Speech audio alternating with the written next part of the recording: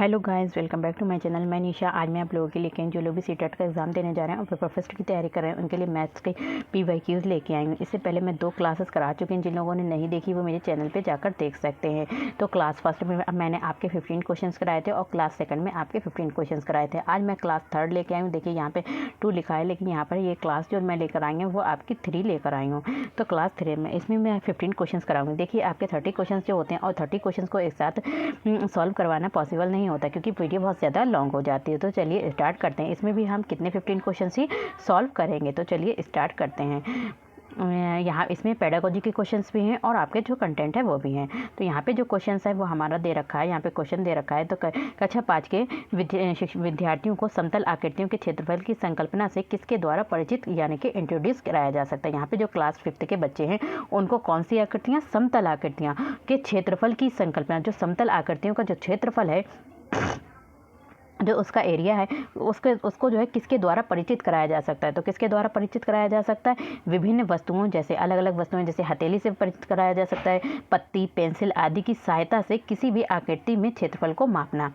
Next हमारा question है, question number 32 है। तो यहाँ पे कह रहे हैं कि गणित में गणना करने संबंधी कौशलों को किसके द्वारा बढ़ाया जा सकता है। कह रहे हैं कि जो हमारे स्टूडेंट हैं, बच्चे हैं, उनमें हम चाहते हैं कि जो कैलकुलेशन करते हैं, कैलकुलेशन की स्किल्स हैं उनके अंदर, तो उसको उससे भी ज़्यादा अच्छे तरीके से बढ़ाया जा सकता है। तो किसके द्वारा बढ़ाया जा सकता है? इसमें कर सकते हैं बच्चों के साथ कि बच्चों कक्षा में अभ्यास हेतु क्रियाशील गतिविधियों का आयोजन करके। तो क्लासरूम में हम कह सकते हैं ज़्यादा से ज़्यादा बच्चों को प्रैक्टिस कराएं और ज़्यादा से ज़्यादा एक्टिविटीज़ कराएं, जिससे उनकी जो गणना करने की कौशल जो स्किल्स हैं वो ज़्यादा बढ़ सकें। नेक्स्ट हमारा क्वेश्चन है, क्वेश्चन नंबर है हमारा 33 है। यहाँ पे कह रहे हैं कि कक्षा 3 के विद्यार्थियों को लंबाई की विभिन्न इकाइयों को पढ़ाने के लिए, मान लीजिए कि आप एक टीचर हैं, मैथ्स के एक टीचर हैं और आप बच्चों को पढ़ाने जा रहे हैं। क्या पढ़ाने जा रहे हैं? लंबाई की विभिन्न इकाइयाँ। आपका जो चैप्टर है, जो आपका रहेगा, आपका टॉपिक क्या रहेगा कि लंबाई की विभिन्न इकाइयाँ, लंबाई की विभिन्न इकाइयों को पढ़ाने के लिए। तो आप जो है एक बच्चों के लिए क्या सामग्री, क्या मतलब मटेरियल वहाँ पर ले जाएंगे जिससे बच्चे अच्छे तरीके से समझ सकें। तो आप क्या ले जाएंगे? वहाँ पर विभिन्न लंबाइयों और इकाइयों वाले रूलर लेके जाएंगे, फुट्टा नापने वाली छड़, नापने वाली पट्टी जो वास्तुकार द्वारा प्रयोग में लाई जाती है। तो इन सब चीज़ों को लेकर जाएंगे जिससे बच्चे अच्छे तरीके से लंबाइयों की विभिन्न इकाइयों के बारे में समझ सकेंगे। नेक्स्ट हमारा क्वेश्चन है, क्वेश्चन नंबर हमारा है 34 है। कक्षा 3 के विद्यार्थियों को संख्या पद्धति पढ़ाने का क्या उद्देश्य है। यहाँ पे कह रहे हैं कि जो कक्षा 3 के विद्यार्थी, मान लीजिए क्लास 3 के बच्चे हैं, उनको हम क्या पढ़ा रहे हैं? नंबर सिस्टम, हिंदी में बोलते हैं जिसे नंबर सिस्टम, इंग्लिश में जिसे नंबर सिस्टम बोलते हैं, उसका पढ़ाने का क्या उद्देश्य है? बच्चों को संख्या पद्धति, जब बच्चों को संख्या पद्धति या फिर नंबर सिस्टम पढ़ाते हैं तो वो क्यों पढ़ाते हैं, किस ऑब्जेक्टिव के लिए पढ़ाते हैं, इससे बच्चों को क्या सीखेंगे? तो इससे जो है बच्चे जो सीखते हैं संख्याओं को सैकड़ों इकाइयों और दहाइयों के समूह के रूप में देखना। तो इससे क्या होता है, बच्चे जो होते हैं जब संख्या पद्धति पढ़ते हैं, नंबर सिस्टम को पढ़ते हैं, इससे क्या होता है, यहाँ पे 2, 4, 2 ये एक संख्या दे रखी है, ठीक है। तो यहाँ पे बच्चे समझेंगे कि क्या इसमें जो है हमारा वंस क्या है, टेंस क्या है, 100 क्या है, 1000 क्या है। तो यहाँ पे ये जो है इसे क्या बोलेंगे? तो इसे हम बोलेंगे वंस, यानी कि बोलेंगे इकाई बोलेंगे। क्या बोलेंगे? इकाई बोलेंगे। फिर इसे क्या बोलेंगे? जो दूसरे नंबर पर इसे बोलेंगे दहाई बोलेंगे। क्या बोलेंगे? दहाई बोलेंगे। और तीसरे नंबर पर जो है इसे इकाई, दहाई, यहाँ पे सैकड़ा बोलेंगे, ठीक है, सैकड़ा बोलेंगे। तो इसी तरीके से जो हम इंग्लिश में होते हैं, जो नंबर्स होते हैं उसे बोलते हैं वंस, टेंस, 100। तो क्या बोलते हैं? वंस बोलते हैं, टेंस बोलते हैं, 100 बोलते हैं। तो इससे क्या होता है, जब बच्चों को संख्या पद्धति पढ़ाते हैं तो इससे उनको कैसे, उनके जो संख्या पद्धति होती है उनके जो समूह का ज्ञान होता है। और दूसरा क्या होता है, कह रहे हैं कि इससे जो होता है बच्चों को संख्या पद्धति जो होता है, क्या होता है, इकाई, दहाई, सैकड़ा का बच्चों के रूप में देखना और स्थानीय मान, और क्या इनकी प्लेस वैल्यू है, क्या इसकी क्या वैल्यू है। जैसे कि प्लेस वैल्यू यहाँ पे 2, 4, 2, तो यहाँ पे इसकी जो प्लेस वैल्यू है ये यहाँ पे क्या कहते हैं, एक तो फेस वैल्यू होती है और दूसरी होती है प्लेस वैल्यू होती है। तो प्लेस वैल्यू यहाँ पे 40 की जो प्लेस वैल्यू, तो यहाँ पे 10 है, तो ये 10 इसका आधार है। नेक्स्ट हमारा क्वेश्चन है, क्वेश्चन नंबर 35 है। यहाँ पे कह रहे हैं कि सबसे उपयुक्त व्यू रचना जिसका प्रयोग धनराशि के योग की कुशलता को आत्मसात करने के लिए किया जा सकता है। कह रहे हैं कि सबसे उपयुक्त व्यू रचना जिसका प्रयोग धनराशि के योग की कुशलता को आत्मसात करने के लिए किया जा सकता है, डैश है। तो वो क्या है? तो वो हमारा क्या है? भूमिका निर्वाह करना, तो रोल प्ले करना। जब बच्चे रोल प्ले करेंगे तो इससे क्या होगा, उनकी जो है धनराशि योग की कुशलता को आत्मसात किया जा सकता है। नेक्स्ट हमारा क्वेश्चन है, क्वेश्चन नंबर है 36 है। यहाँ पे कह रहे हैं कि एक शिक्षक आधार और स्थानीय मान की संकल्पना का विकास करते समय कक्षा में निम्नलिखित पहेली का प्रयोग करता है। तो कह रहे हैं कि यहाँ पे बच्चों को क्या पढ़ा रहे हैं, एक टीचर जो है आधार और स्थानीय मान यानी कि यहाँ पे आधार और प्लेस वैल्यू की संकल्पना का विकास करते समय उसको डेवलपमेंट करना चाहता है बच्चों में। तो क्या देता है, निम्नलिखित पहेली देता है। क्या देता है, मैं 8 दहाइयाँ और 4 इकाइयों से कम हूँ। तो क्या हूँ, मैं 8 दहाइयाँ। 8 दहाई मतलब यहाँ पे हो जाएगा, 8 दहाई की बात करें तो यहाँ पे क्या हो जाएगा 80। तो 8 दहाई 80 हो जाएगा और इकाई है तो यहाँ पे 4 की बात हो रही है। तो इकाइयों से कम हूँ, तो इस गतिविधि का क्या उद्देश्य है, तो 4 इकाइयों से कम हूँ। तो 4 इकाइयों से कम है तो यहाँ पर मतलब 3 भी हो सकता है, 2 भी हो सकता है। तो ये क्या बता रहा है, तो इस तरीके का जो क्वेश्चन है बच्चों, जो टीचर ने एक पहेली दे दी तो ये क्या बता रहा है, तो इससे क्या होगा, तो यहाँ पे बच्चे जो हैं आधार 10 और स्थानीय मान की संकल्पना को दृढ़ करेंगे। तो यहाँ पे 10, तो आधार क्या है 10 है, तो यहाँ पे जो है हमारा क्या आ जाएगा 8 दहाइयाँ। तो 8 दहाइयाँ जो है हम लिखते हैं 80, तो 8 दहाइयाँ 80 लिखेंगे। तो यहाँ पे जो आधार है वो हमारा क्या है 10, तो यहाँ पे आधार 10, इकाई दहाई को बता रहा है। यहाँ पे क्या है, ये संख्या जो है दहाई को बता रहा है और जो इकाई है तो ये इकाई जो है से कम है। तो ये क्या बता रहा है, स्थानीय मान। तो यहाँ पे जो इकाई है वो क्या बता रहा है, हमारे स्थानीय मान को बता रहा है। तो यहाँ पे अगर हम जोड़ें ऐड करें तो यहाँ हमारे पर हो जाएगा 84। तो ये हमारा जो 4 है वो हमारी फेस वैल्यू है, जो हमारा क्या है 4 है। तो जो 4 है वो हमारी क्या है, जो स्थानीय मान को बता रहे हैं और जो 880 है यहाँ पे क्या बता रहा है, आधार बता रहा है। नेक्स्ट हमारा क्वेश्चन है, क्वेश्चन नंबर 37 है। योग और व्याकरण पर आधारित शब्दों में दिए गए सवालों को हल करने के लिए योग और व्याकरण, जो हमारा व्याकरण है, योग और व्याकरण यानी कि प्लस और सब्ट्रैक्शन के बारे में आधारित शब्दों में दिए गए, तो आधारित शब्दों में दिए गए प्रश्नों को हल करने के लिए विद्यार्थियों की दक्षता का आंकलन करने के लिए आंकलन के शीर्षक हैं। तो क्या है, सवाल का बोधन। सबसे पहले सवाल को, जो भी सवाल है उसको हम क्या करेंगे, समझेंगे, बोधन करेंगे, उसको समझेंगे। निष्पादित की जाने वाली संक्रियाओं की पहचान करना, तो हमें किसको किससे घटाना है, किसको किस में जोड़ना है। समस्या का गणित रूप में निरूपण करना, सवाल का समाधान और प्रस्तुतिकरण। फिर उसको क्या करेंगे, सवाल को सॉल्व करेंगे, समाधान करेंगे, उसके बाद क्या करेंगे, प्रस्तुत यानी कि प्रेजेंट करेंगे। नेक्स्ट हमारा क्वेश्चन है, क्वेश्चन नंबर है 38 है। सुश्री रीना दशमलव के गुणन की संकल्पना का शिक्षण करने के लिए, यहाँ पे करेंगे सुश्री रीना, यहाँ पे जो सुश्री रीना है वो क्या है, दशमलव यानी कि डेसिमल की गुणन, डेसिमल का गुणन की संकल्पना का शिक्षण करने के लिए ग्रिड गतिविधि का प्रयोग करती है। ये जो गतिविधि कहलाती है, इस तरीके की जो गतिविधि है वो क्या है, ग्रिड गतिविधि कहलाती है। इसका एक नमूना नीचे दिया गया है। तो यहाँ पे ग्रिड गतिविधि यहाँ पे 0.06 दे रखी है। तो इसका कह रहे हैं कि जो ग्रिड गतिविधि से बच्चों को कैसे पढ़ा रही है, गणना पढ़ा रही, डेसिमल की गणना तो कैसे पढ़ा रही, ग्रिड गतिविधि से पढ़ा रही। तो कह रहे हैं कि इस पद्धति के द्वारा सुश्री क्या करना चाह रही है, तो वो जो पद्धति का यूज़ कर रही है वो इससे क्या होगा बच्चों में, तो बच्चों में क्या होगा, इससे जो है संकल्पनात्मक ज्ञान और समस्या समाधान पर ज़्यादा बल दे रही। तो क्या किस पे दे रही, संकल्पनात्मक ज्ञान और समस्या समाधान पर ज़्यादा बल दे रही तथा प्रक्रमणशील पर ज्ञान पर कम बल दे रही है। नेक्स्ट हमारा क्वेश्चन है, क्वेश्चन नंबर है 39 है। कह रहे हैं कि भिन्नों के योग यानी कि फ्रैक्शन का जो योग है उनकी संकल्पना के पाठ पर योजना बनाते समय, अभी बच्चे आप जो है बच्चों को कल मान लीजिए आपको पढ़ाना है, क्या बच्चों को पढ़ाना है, भिन्नों का योग पढ़ाना। तो उससे पहले आप क्या बनाते हैं, एक लेसन प्लान तैयार करते हैं, आप योजना बनाते हैं, अपने पाठ को तैयार करते हैं।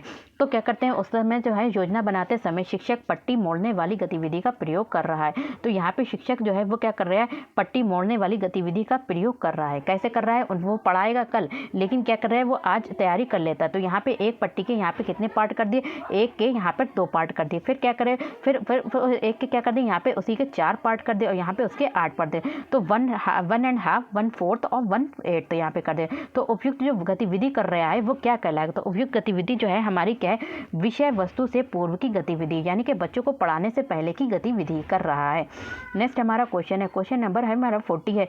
कक्षा 4 के विद्यार्थियों को ये समझाने के लिए कि शेष हमेशा विभाजक से कम होता है, तो उचित उपागम। बच्चों को हम ये समझाते हैं कि देखिए बच्चे क्या करते हैं, जो हमारा देखिए जब हम क्या करते हैं डिवाइड करते हैं, ठीक है, तो डिवाइड करते हैं तो उसमें जो होता है, जो शेष होता है, नीचे जो बचता है वो हमारा क्या कहलाता है, शेष कहलाता है।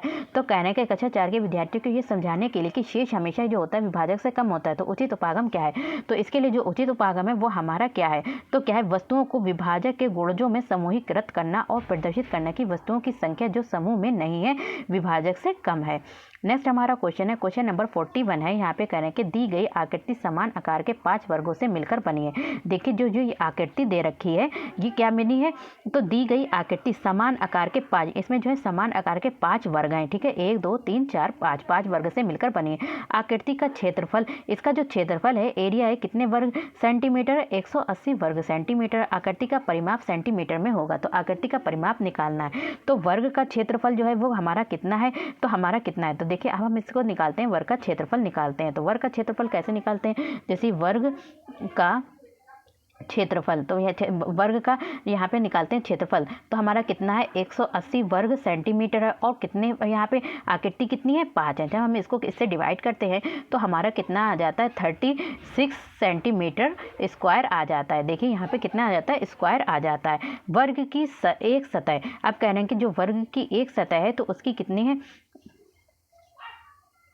तो कितनी सतह है, तो 6 सेंटीमीटर। तो वर्ग की एक सतह जो है वो कितनी सेंटीमीटर की है, 6 सेंटीमीटर की है। कितनी, 6 सेंटीमीटर की वर्ग की एक सतह है। चित्र का परिमाप, अब क्या है, चित्र का परिमाप निकालते हैं। कैसे निकालते हैं इनका परिमाप, तो चित्र का परिमाप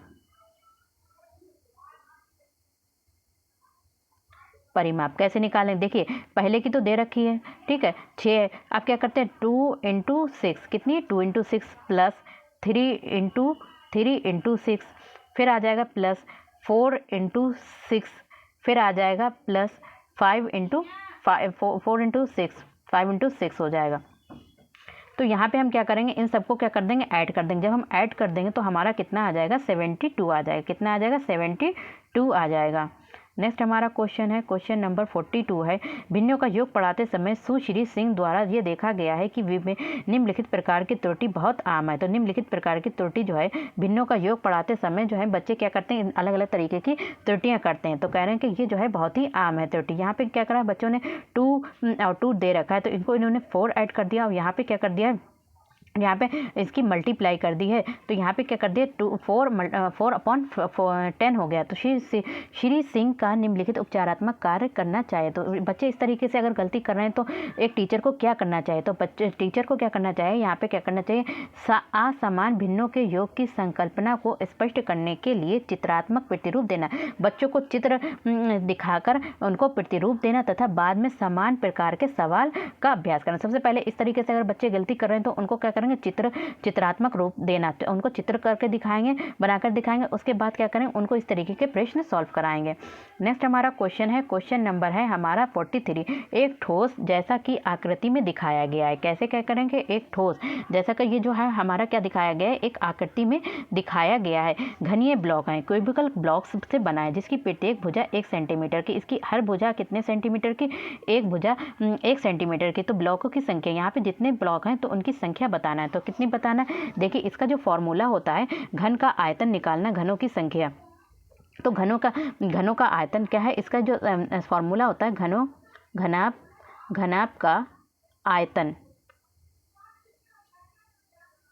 आयतन इज इक्वल टू घनों की संख्या। तो घनों की हमें संख्या निकालना है। तो कैसे निकालेंगे, तो यहाँ पे घनों की संख्या निकालने के लिए देखिए इसमें क्या होती है, लंबाई भी होती है, ठीक है। ये जो लंबाई आपकी क्या लंबाई दे रखी है, चौड़ाई और ऊंचाई क्या होता है आपकी, एक तो लंबाई होती है, ठीक है, दूसरी चौड़ाई होती है और तीसरी ऊंचाई होती है। तो ये सब तीनों चीज़ें होती हैं। तो क्या करेंगे, यहाँ पे 1 सेंटीमीटर की है तो आपकी 1 सेंटीमीटर की आपकी क्या है, यहाँ पे कह रहे हैं कि 1 सेंटीमीटर की आपकी लंबाई है, ठीक है। तो लंबाई, फिर आ जाएगा आपकी जो है चौड़ाई। तो चौड़ाई कितनी सेंटीमीटर की है, तो 1 जो सेंटीमीटर की जो चौड़ाई है वो कितनी है, 1 है, और कितनी है, तो वो है 3 सेंटीमीटर की। और आपका आ जाएगा, फिर आपका आ जाएगा लंबा ऊंचाई। तो हाइट कितनी है 1 × 5, तो 5 सेंटीमीटर की है। तो इसमें जो है इन सबको क्या कर देंगे, ऐड कर देंगे। तो यहाँ पे 4 1 4 हो जाएगा, यहाँ पे मल्टीप्लाई हो जाएगा। तो यहाँ पे कितना हो जाएगा 3 हो जाएगा यहाँ पे, और यहाँ पे हो जाएगा 5। तो इसकी जब हम मल्टीप्लाई कर देंगे तो 4 12 12 पंजे 60। तो हमारा कितना आ जाएगा, आंसर जो होता है कितने हमारे क्यूब आ जाएंगे जो भी हमारे हैं, तो वो हमारे घनों की जो संख्या है वो हमारी कितनी निकल आएगी 60। कितनी निकल के आएगी, 60 निकल कर आएगी। क्वेश्चन नंबर है हमारा 44 है, राष्ट्रीय पाठ्यचर्या की संख्या। तो एनसीएफ 2005 मानती है कि गणित में चिंतन और तर्कणा का तरीका शामिल होता है। तो एनसीएफ 2005 कहता है कि गणित में बच्चों का जो है चिंतन और तर्कणा का तरीका जो है शामिल होता है। तो इस दृष्टिकोण को किसके द्वारा प्राप्त किया जा सकता है? तो इस दृष्टिकोण को किसके द्वारा प्राप्त किया जा सकता है? तो खोजबीन उपागम का प्रयोग करना, हस्तचालकों का प्रयोग करना, संकल्पनाओं का वास्तविक जीवन में जोड़ना, विद्यार्थियों को चर्चाओं में शामिल करना आदि है। नेक्स्ट हमारा क्वेश्चन है, क्वेश्चन नंबर है 45 है, रिजुल एक गति संवेदी शिक्षार्थी है। तो रिजुल जो है, रिजुल क्या है? एक गति संवेदी क्या है? शिक्षार्थी है। उसकी शिक्षिका सुश्री नेहा उसका अधिगम शैली को समझती है। तो उनकी जो टीचर हैं वो अपने स्टूडेंट को अच्छे तरीके से समझती हैं कि वो किस तरीके से लर्निंग करता है। उसकी गुणन की संकल्पनाओं को स्पष्ट करने के लिए उन्हें निम्नलिखित में से कौन सी व्यू रचना का चयन करना चाहिए? अब बच्चा क्या है, बच्चे जो है वहाँ पे जो रिजुल है वो क्या कर रहा है, उसकी गुणन की संकल्पना को स्पष्ट करने के लिए वो कौन सी व्यू संरचना को चयन करना चाहिए टीचर को? तो किस तरीके की करना चाहिए? जहाँ पे जो है, यहाँ पे क्या है, आड़ी तिरछी रेखाओं का प्रतिच्छेद बिंदु को गिनना चाहिए। तो आड़ी तिरछी रेखाओं के प्रतिच्छेद बिंदुओं को क्या करना चाहिए? उनको गिनना चाहिए। तो इससे क्या होगा, बच्चों अच्छे तरीके से सीख सकेगा। तो वीडियो पसंद आए तो like share subscribe my channel. Thank you, have a nice day. मिलते हैं नेक्स्ट वीडियो में। इससे अब मैं जो क्लास 4 लाऊंगी उसमें आपके इसके आगे के 15 क्वेश्चंस कराऊंगी। तो चलिए मिलते हैं नेक्स्ट वीडियो में।